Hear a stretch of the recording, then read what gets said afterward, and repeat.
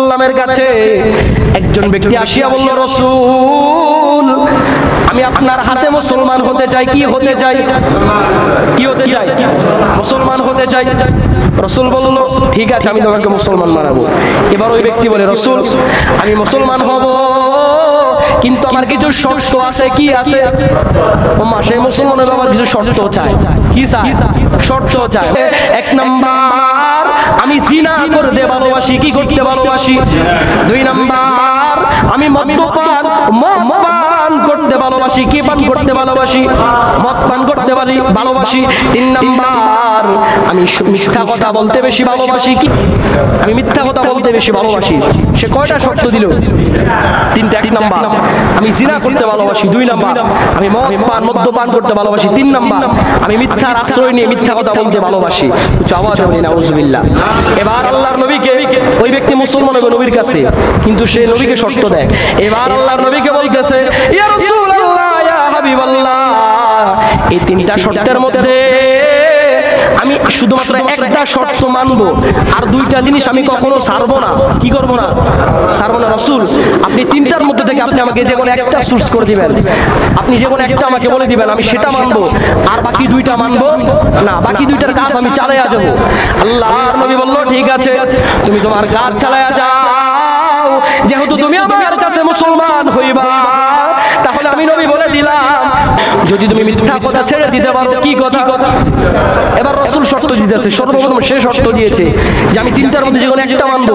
এবার রাসূল বলছে, ঠিক আছে, তোমার কথাই থাকুক, তুমি তিনটার মধ্যে বেশি না একটা মানবা। কয়টা মানবা?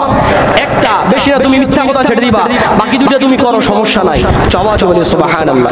প্যারা হাজিরিন, এবার আল্লাহর ওই বান্দা নবীর সাথে ওয়াদা করে, আল্লাহর বান্দা একদিন রাত্রিবেলা মদ পান যখন করতে গেল, মদের বোতল হাতে নিয়ে যখন সে মুখে দিবে, কি দিবে? মুখে দিবে। তার বিবেকের মধ্যে নাড়া খেয়ে গেল, তার বিবেকের মধ্যে চলে আসলো, আমি তো নবীর সাথে ওয়াদা দিয়েছিলাম, মুসলমান হবার সময় নবীকে ওয়াদা দিয়েছিলাম, আমি মিথ্যার আশ্রয় নিব না।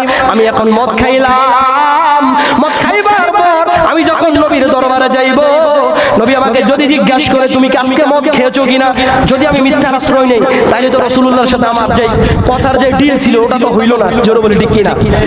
সে মদটা ছেড়ে দিল আস্তের উপর। এরপর সে আরেকদিন সে যখন একজন বেগানা নারীর সাথে জিনা করতে যাবে, কি করতে যাবে? জিনা করতে যাইবে। একজন বেগানা নারীর সাথে সে যখন জিনা করতে যাইবে রে, এমন সময় তার বিবেকের মধ্যে আবার আওয়াজ চলে আসলো, আমি তো নবীকে কথা দিয়েছিলাম আমি জিনা করব না। কি করব না? জিনা করব না, শুধুমাত্র আমি সত্য কথা বলবো। তাইলে আমি যদি এখন জিনা করি, আগামীকাল রাসূল যদি আমাকে জিজ্ঞাসা করে, এই ব্যক্তি তুমি কি জিনা করেছো আজকে, যদি আমি রাসূলুল্লাহর সাথে মিথ্যা কথা বলি, তাইলে তো আমার কথার ওয়াদা আর রইল না। এবার ওই ব্যক্তি মনে মনে ভাবলো, রে সত্য এমন একটা জিনিস, সত্যের কারণে ওই ব্যক্তিকে মদ থেকে ফিরায় আনলো। কি থেকে ফিরায় আনলো? মদ থেকে। সত্যের কারণে ওই ব্যক্তিকে জিনা থেকে ফিরায় আনলো। কি থেকে? তাহলে সত্যের পাওয়ার আছে না নাই? সে যদি রাসূল যদি তাকে সত্য কথা বলার যে ইয়াটা যদি ওয়াদা না দিত, আপনার দেখেন সত্য কথা বলবার কারণে তাকে জিনা থেকে ফিরে আনলো কিসে? সত্য কথা। তাকে সকলগুরি থেকে ফিরে আনলো কিসে? সত্য কথা। তাকে মদপান থেকে ফিরে আনলো কিসে? সত্য কথা। ওই ব্যক্তি তওবা করে এরপর আল্লাহর ওলি হয়ে গেছে। জোরে বলি সুবহানাল্লাহ। প্যারা হাজিরিন, তাইলে সত্যের মাপকাঠি আছে না নাই? জীবনে চলার পথে সত্য বলার প্রয়োজন আছে না নাই? ব্যবসা বাণিজ্যের ক্ষেত্রে সত্য বলার প্রয়োজন আছে না নাই? আপনার সমাজে, দেশে, রাষ্ট্র চালানোর ক্ষেত্রে, বিধিবিধানের ক্ষেত্রে সত্য বলার প্রচলন দরকার আছে না নাই? আল্লাহ পাক রব্বুল আলামিন আমাদেরকে সর্বদা সত্য কথা বলবা তৌফিক দান করুন। সকলে বলি আমিন। প্রয়োজনে সত্য কথা বলে এক বেলা কম খাইব, কিন্তু খাওয়ানোর মালিক কে? আরো জোরে বলি কে? আল্লাহ চাইলে রিজিকের ফয়সালা করে দিতে পারে কি পারে না? আরো জোরে বলে পারে কি পারে না? আপনি আজকে সত্য বলে আরেকজনের মাথায় পিস্তল ঠেকায়া, আরেকজনের মাথায় বাড়ি দিয়ে আপনি সত্য মিথ্যা কথা বলে আপনি ঘরের মধ্যে অন্ন আনলেন, খাবার আনলেন, আল্লাহ চাইলে এই খাবারের মাধ্যমে আপনার পেটের মধ্যে নিয়ে এমন একটা রোগ বেরাম আল্লাহ দিতে পারে, যাতে আপনার লক্ষ লক্ষ টাকা নেমে যেতে পারে। জোরে বলি ঠিক কিনা? আল্লাহ পাক রব্বুল আলামিন আমাদেরকে সত্য বলার তৌফিক দান করুন। সকলে বলি আমিন।